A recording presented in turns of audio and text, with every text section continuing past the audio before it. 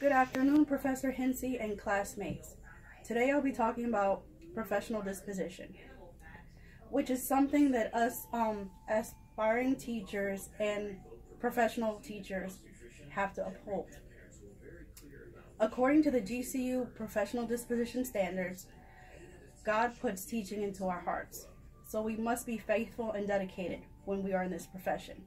We must have patience, be diligent, and dedicated to our students. I feel like I have some strengths and some weaknesses when it comes to professional disposition, according to what we read. My strengths are that I really love to work with children. I am punctual, I have good character, and I am dedicated to my job. If I am on time, I feel like I am late. And this is all throughout my sub jobs right now. And people don't take subbing seriously sometimes, but I do, because it could lead to a potential teaching job. So I like to be punctual, and I love working with the children. You know, I'm there for them. I'm not there for anybody else. So I feel like I need to make their day better and make them learn any way possible, whether it be through creative things like singing or writing, or just standard math teaching. I love to bring that all into the classroom. Some of my weaknesses are that I am patient with children, but I'm not patient with my colleagues.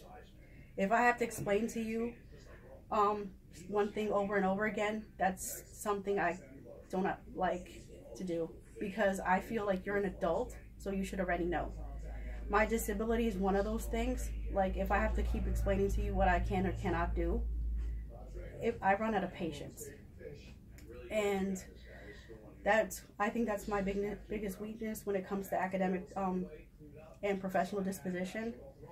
I feel like, you know, I'm pretty good at everything else.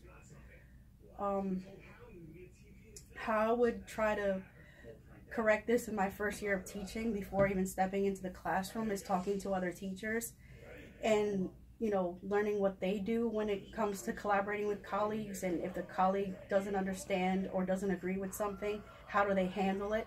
Because I don't want issues in my job, and I don't want anything affecting my job, because as a teacher you have to uphold standards, and if you mess up on one of them, you might risk losing your license, and I don't want that happening to me.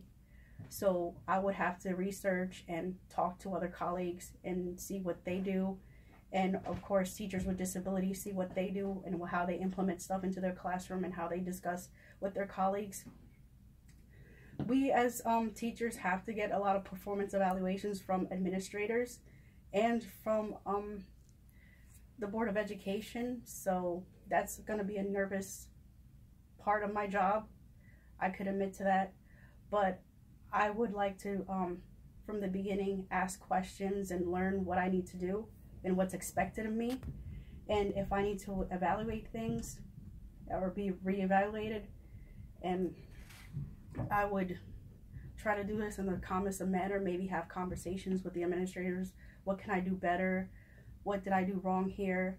And basically take their constructive criticism into consideration and implement it for the next year and become, you know, a better teacher.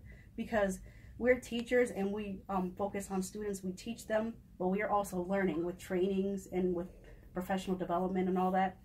So we're always learning, and we never stop learning. Thank you.